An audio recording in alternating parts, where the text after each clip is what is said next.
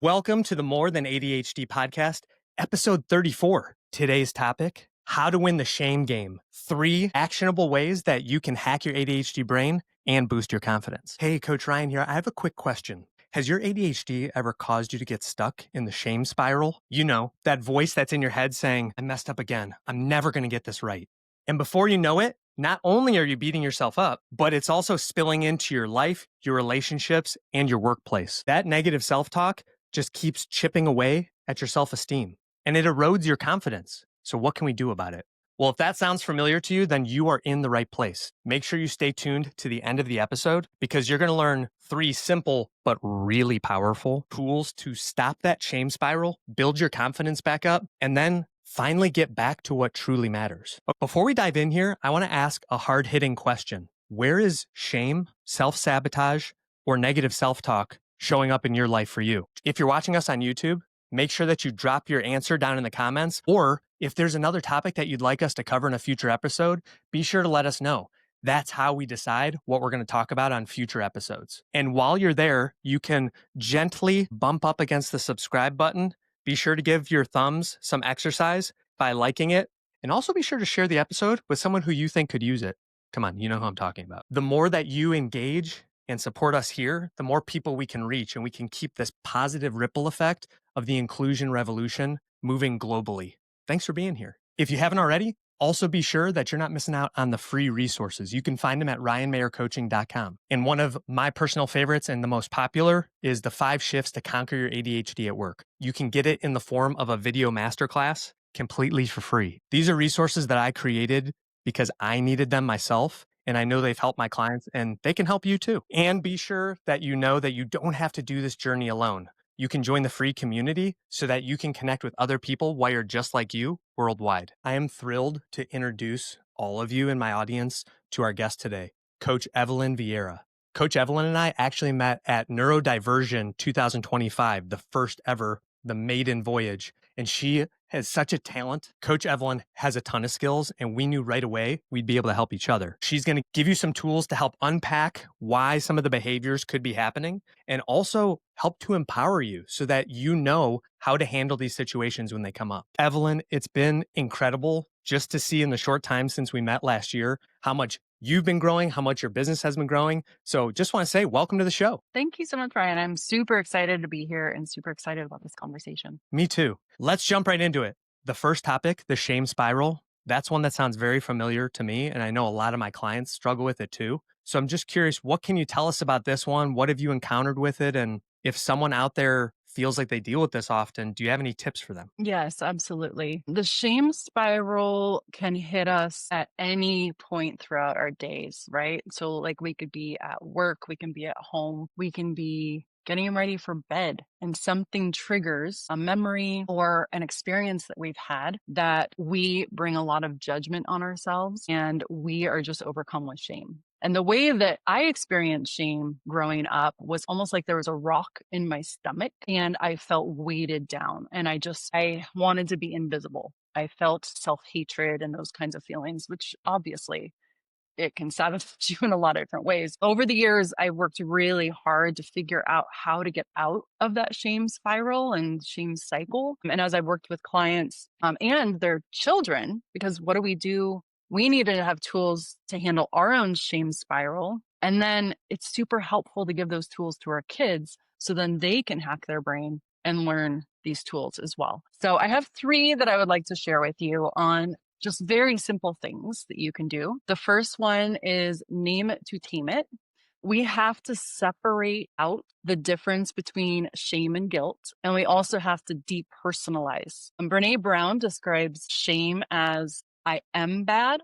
And she says guilt says I did something bad. So it becomes our identity. And it's super important for us to realize that when we are experiencing shame, it's because we are bringing on the identity of the badness, the awfulness, the horrible thing. And we're taking it on ourselves as I am this bad thing. So the first thing is we have to realize that, right? We have to realize and understand, become aware of the fact that we are taking this on as our identity before we can take the next step and separate out and say, I did something bad, or I made a mistake. I'm not a mistake. We have to separate our identity from the shame itself, because otherwise we're going to continue to spiral. We're going to continue to self-identify that way. And for me, I always felt worthless growing up. I grew up in a pretty dysfunctional home with some emotional abuse and neglect and things like that. And so I felt that way every day of my life growing up for the most part. It also can become a part of like how you self-identify, which happened for me. It was so ingrained in how I functioned. I didn't even know that there was another choice. So that's part of this too, is like understanding that we don't have to self-identify with the shame. Shame is there to serve a purpose for a short amount of time. And then we need to grow out of it. We can grow out of it, but we have to understand that it is not part of our identity. It's separate. Yeah, and I want to dig in because there's so much gold here. So first off, I just got to give a shout out to Evelyn for the content that she has. There's some things she has online. You can take courses. And I was taking a ton of notes when I was going through that when we first met, and she shared it with me a few months ago.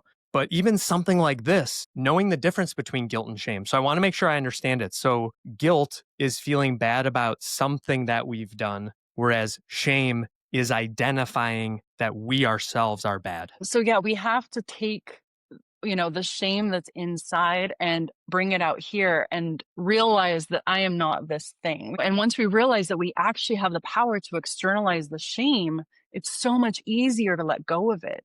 But it's not until we realize we have a choice. It's becoming aware of the fact that I don't have to self-identify with the shame. I am not bad. I am not a mistake. I made a mistake and I may have done something bad, but that doesn't make me a mistake and it doesn't make me bad. So it's really important to take it outside of who you are. I love that. And I'm just envisioning it, whatever the thing is that's causing these emotions. I love that visual of holding it, like taking it out of, because we are embodying it many times. And just having this clarity, how you're describing it, it's so helpful for me, because one example from my life that I'm thinking of is, as many of the listeners know, I work from home. And so even though I'm working all throughout the day, there's times Andrea will ask me if I could get some things ready by the time she gets home. So we've done a really great job of, she will reach out to me. She'll text first. If I don't confirm that I've seen the message, she will then call to make sure I know that she's leaving work. She's about to pick up the kids. She'll be home in 20 minutes. Now, where I many times would be embarrassed or ashamed was when I couldn't get ready. And many times she felt frustrated. Why is it so hard for you? You said you were going to do these things. But even just hearing this first point is so powerful to me that I don't have to embody that shame. I can feel guilty, or I can feel bad that I wasn't ready. I loved this line you said, I made a mistake. I am not a mistake. That's huge. And the one last thing I'll say is that reminds me of my time in corporate, where I think I have a lot of trauma from those times, because when I would get my performance evaluations back, if it said meets most, I took that as I am a meets most person. Like I meet most expectations as a human. But that's not what it was. It was just evaluating my performance on the job. So I just want to say, already that's really valuable. Yeah, it is. I mean, when I learned that and when I really started putting that into practice, it was a game changer for me, because all of a sudden I didn't have to walk around carrying that weight. Because when we feel that shame, it's so hard to see out of that darkness. But I mean, this is one of the hacks, right? Is like realizing, wait, I'm not the mistake. I made a mistake. And once we even use that language, it's like a relief, because then we can let go and stop identifying with it. And so part of that, the next step is naming it. This is from Mel Robbins. She worked with her son. He had a lot of negative self-talk. And so she's like, why don't you name it? So he came up with a funny name like Raphael or Albert or something like that. And he named his inner critic. And when he would be doing his homework and he would feel really discouraged, he would talk to Albert or Raphael or whatever the name was and say, I know you think I can't do this, but I really can. And I need you to be quiet right now. And so if we name it, like literally name the shame, it's just another way of like taking it outside of ourselves, so we don't self-identify with it. It's like a disease or poison. Like once it gets into your system, it can go through your entire system. It can sabotage your entire day, right? It can like take us out. But if you name it, especially if you name it something funny or silly or really lighthearted, it's much easier for it to lose its power so that you can take your own power back. Wow. As expected, everything that Coach Evelyn is bringing is just rocking my world and my perspective right now. Name it to tame it. Literally name it. I love that. And it's reminding me, I did some of this work with a coach or a therapist several years ago. And I remember I named my inner critic Ricky. Like, Ricky, Oh, come on. yeah. So I love that. Thank you for the reminder. That's really good. And you were talking there about self-sabotage. If we take that shame in, it can spread like poison. So if someone is getting into self-sabotage, that's our second challenge. So I see that all the time with my clients. I know a lot of our listeners struggle with that. Here's my question about self-sabotage. Why do you think it is that we keep getting in our own way, even though we know what we want? We just keep self-sabotaging. Why does that happen? That's such a good question. I honestly think that there's a different answer for every person because I think self-sabotage can manifest point. in so many different ways, right? Like some of us might self-sabotage when it comes to our career. Some of us might self-sabotage when it comes to our relationships, and we might flourish in other areas of our lives. And from the research that I've done and the work that I've done, it really seems to kind of come down to a fear of being seen a lot of the time, like a fear of success. Because as children, for those of us who are neurodivergent, if we had the focus on us, oftentimes it wasn't because of a good thing. Oftentimes it was because we were causing trouble, we were too loud, we didn't fit inside the box. And so bringing any attention to ourselves, we kind of equate that with a negative experience and shame, possibly. You know, we're pushing away the very thing that we want because we're afraid sometimes that if we actually get that thing, that it's either going to be taken away from us or it's going to bring something bad into our lives. And all of this is, I mean, it's subconscious. Like we're not consciously choosing to self-sabotage. Otherwise, we wouldn't do it. And so I think some of that can be from past trauma. Some of that can just be from negative patterns maybe we learned from our parents or other people. And I think a way to hack that. And I borrow things all the time from workshops and books and other people. And this thing really helped me get out of my self-sabotaging behaviors. I was taking a workshop a couple of years ago. Anytime that you are feeling negative about yourself, anytime that you're really discouraged about experiencing imposter syndrome, especially that, they said, sit down and write out 20 things, create basically a badass list. And this list are things that are unique to you. They are things that you've done that make you special, that make you unique.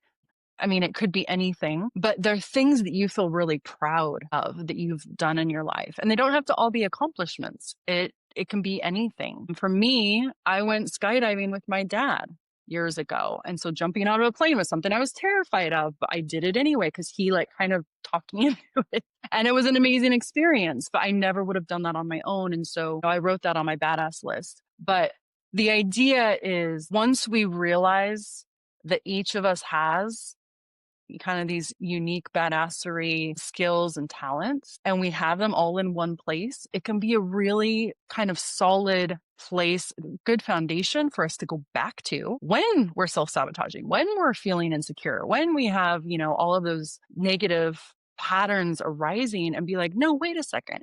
I've done all of these amazing things. I have an awesome group of people of support in my life. And so you can kind of flip the script a little bit and get yourself back on track with like a solid foundation of things that make you a badass. Wow. Does this one hit home? I know with my own journey through corporate in my sales positions, as you're explaining this, I'm realizing that's probably what was tripping me up with self-sabotage was because if I didn't make the phone call, and a lot of sales reps in their careers experience this call reluctance. If I don't call anyone, then I can't get rejected. And so I think that really explains a lot for me. And as you were talking about this list of things that make you happy, things that get you in a good mood, I was just thinking about our son, Ethan, a fellow ADHDer who you know, and he's got trophies up in his room that he's really proud of. And I was just thinking we could all have our own, whether it's a literal, like physical trophy room or just inside of ourselves,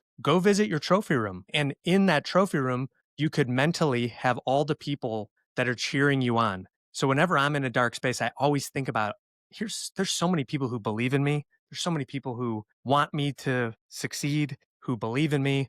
So I hope that everyone who's listening is really getting something out of this, because you deserve to be happy. And to go off of that, Coach Evelyn, is this kind of what you had mentioned before? I remember you saying something about like a mini pep talk. Is this that, or is this something different? So the mini pep talk, this one is probably going to be familiar to you. I've been doing like all of this work with parents and with myself and all of the learning and certifications, all the things. I started putting together kind of some patterns. My brain picks up on patterns. I don't know if that's like one of my ADHD things, but I pick up on patterns really easily. One of the patterns that I picked up on is that when we are in shame spirals, when we are in any kind of negative space, there's three ingredients in the environment that are making those things grow inside of us. And it's judgments, assumptions, and labels. Those three things. If we consciously choose to remove those ingredients, especially judgment, we are not going to be growing weeds. We're going to be planting seeds in a really healthy way and growing flowers and growing, things that are going to be fruitful in our lives. So kind of going back to the judgments, assumptions, labels, if you think about any negative self-talk you've ever had, I guarantee that they have those ingredients. We cannot have negative thoughts without including these three things. We just can't. So I started realizing like, okay, if those are the things, and I call them thought traps because they keep us stuck, they keep us trapped. We cannot break free from them. And what I came up with to beat the system, if you will, or to break out of those thought traps are what I call mindset mantras. And mindset mantras are basically the exact opposite of what a thought trap is. So instead of judgments, assumptions, and labels, we have curiosity, neutrality, and fact. There's this really great quote, and I can't remember who said this, but it's something to the effect of, we don't see things as they are, we see things as we are. And so our perceptions of reality, our perceptions of ourselves, our perceptions of what happens around us, we are looking through this negative lens, then we're going to get a certain outcome because we're going to be responding from that lens. But if we shift things to be curious, neutral, and just really focusing on facts without the judgment, assumptions, and labels, we are going to be showing up to that situation, whatever it is, with a completely different perspective. Therefore, we're going to have a completely different impact on what's going on around us. And it's crazy because I have put this into practice so much in my parenting, especially. And when I show up in my negative space and I am judging my kids or I'm judging myself, I'm making all these assumptions about their behavior, I come in there with an attitude. I come in there demanding. I come in there bossing them around. If I shift that, and I'm really like, okay, my kid just spilled water on the floor or hit his brother. And I'm looking at that through this other lens of curiosity, neutrality, and facts. I'm telling myself, okay, he just hit his brother, not my kid is a brat or my kid is spoiled or my kid is, being mean because he hates his brother. I'm not making up stories. I'm just showing up, witnessing and observing what's happening without all of the baggage. And so you can show up with a clean slate. And when I do that, I show up completely different as a parent. I'm able to problem solve with my kids without being reactive and without being judgmental and all of these other things. And it's such a game changer. Again, I got to give a shout out to Coach Evelyn because she actually worked with Andrea and I, helping to coach us. And she talked about seeing patterns. And that absolutely, by the way, is a neurodivergent skill set. Is that the inspiration behind the name of your business, Cycle Breaker? Mm-hmm. Yeah, because I'm all Amazing. about breaking cycles, not kids. I feel like in past Yeah, generations, it was all about breaking the spirit, breaking the kid, And I'm like, man. no, we got to break the system. We got to break the system that is perpetuating these negative cycles that's making people pleasers and perpetuating shame and workaholics and all of these things. We have to break down that system and create something new. And so that's what my work is to break down that system. And that's exactly what Coach Evelyn did for me. I'll say, I don't want to speak for Andrea, but to help me completely change, flip the script and change the filter that I look at things through. So, for example, as I'm sure a lot of parents out there who are listening can relate to, Ethan, who is our oldest, he has ADHD. He can sometimes not be so nice to his younger siblings. And so there were absolutely labels that I was putting on him when he was hitting Lila, his sister, for example. There were absolutely judgments that I was making and assumptions like he's doing this because he wants to make her feel bad. But when Coach Evelyn worked with us, really helped me to get curious. So instead of coming in and just physically yanking him off, what if I observed neutrally and just said, hey, you seem really upset?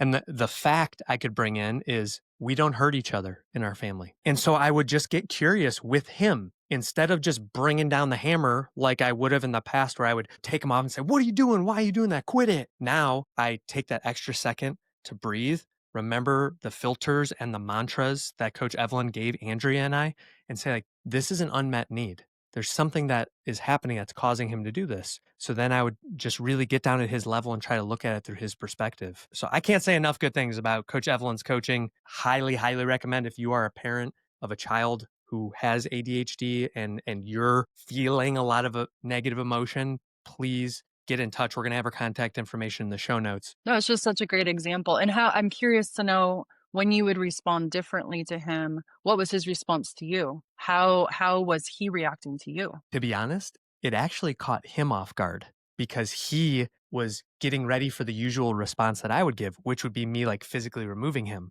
But when I would get curious, he didn't know what to do sometimes. And so it was a good thing. It broke the cycle. And so then I would say, it seems like you've got some energy you need to get out, or maybe he was seeking some stimulation. So then we would do some wrestling in a fun way instead of me, pulling him off. So I was able to meet him where he was. And I really do think that it has helped. Things have gotten a lot better. And here's the cool part, like so many of the things we talk about, we could take Coach Evelyn's framework and we could take that as grownups into our own lives. We could take it into a work meeting, like with that coworker, he's always trying or she's always trying to do this to me a certain way. She is well, instead of that, maybe think about the fact is that all of us are under a lot of stress. The curiosity might be like, she's got something going on at home or whatever. And then neutrality could just be like, let's try to find a way to work with instead of against. So these are just such incredible, universal, applicable strategies. So I just absolutely love that. Coach Evelyn, this has been such an incredible conversation. We're absolutely going to have you back on the show because there's so much more to talk about. But in the meantime, if the audience or anybody out there listening wants to learn more about you, is there anywhere they can get more information? Yes, they can go to my website, which is www.cyclebreakerparenting.com. I also write on Substack. So you can look under Cycle Breaker Parenting on Substack and get lots of kind of free advice. And I also have some classes and things on there. And then I have a free training that I will also be sharing the link to that parents can do that free training to help with their relationship with their kids. Incredible. Okay, that's gold. So everyone who's listening, your action item from here, go into the show notes, check out the link that Coach Evelyn is going to be sharing with me. We're going to have it in the show notes. I cannot recommend her materials enough. Like, we have them literally printed out at our house because this is the stuff that we use now. So please make sure to check out more about her coaching if you want to learn more about how she can help you as a parent or just what to do to understand your kids better and break through these cycles. Speaking of breaking through, I want to break through to anyone who's been listening or watching our videos and hasn't subscribed yet. We would love to have you as part of our community. So subscribe, comment on what you liked or what you're taking away from the episode, and be sure to go to ryanmayercoaching.com where you can join our free community. It is a global community and we'd love to have you there to be a part of it so we can all work on this together. So as we're wrapping this up, Coach Evelyn, any last nuggets or tidbits or things that you definitely want the listeners to remember from the show today? Absolutely. There's two things really. So one thing that's really important as people are kind of putting these tools into practice is it's really important not to grab onto toxic positivity. Really means like, oh, I'm such a bad person. I'm a horrible person, blah, blah, blah. Jumping to, I'm a great person. I'm fabulous, because we're not going to believe it. That's not realistic. What we want to do is pretend that there's a ladder and there's different rungs, and we are on the bottom rung when we are feeling that shame spiral. And up here at the top is kind of that toxic positivity, or, like things are great. All we want to do is go up one notch. We just want to go up one rung, right? So like, as you're putting these things into practice, don't jump from one to the other because it's not realistic. And oftentimes we get stuck with that. Instead, if you're feeling like I'm such a bad person, I'm such a horrible person, again, using the language of I made a mistake, I'm not a mistake, can just bring us up one rung. So that's something to keep in mind, because toxic positivity can do just as much damage to the shame spiral. That's one thing. The other thing is a quote. I love quotes. I heard this a couple of years ago. I can't remember the woman's name who said this, but this is so good. She says, it's not that you aren't good enough, it's that you aren't you enough. And I think for those of us who are neurodivergent, we don't know how to be us enough because we've always been told that we are too much. And so I have latched onto that as my mantra, my mindset mantra, my shift of really getting curious and thinking about, okay, it's not that I'm not good enough, it's that I'm not me enough. There's not enough funk and weirdness and craziness and wackiness of me in the world. That's why I'm feeling like I'm not good enough. So it's just a kind of a different way to look at things, a different shift, shifting your mindset and kind of putting yourself on a different path. I agree. Positive quote. And it reminds me of a quote that I heard just yesterday. I was with some colleagues and somebody was talking about your vibe attracts your tribe. And I remember I felt so sanitized when I was in corporate. Like I was just trying to just fit in and just do what everyone else did. And I wasn't able to be myself. And I can say, as I stand here before you today wearing my hashtag ADHD hat, the world wants to hear from each of us. And that's how my business started to take off, is when I was finally myself. So the world wants to hear from all of you. I just want to tell you that.